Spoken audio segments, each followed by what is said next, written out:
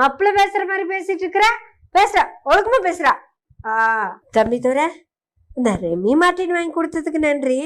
ஏதோ பேசுனீங்க போல, எல்லாம் பீப்பா இருந்தது, நமக்கு சரியா காதுல ஒழுகல.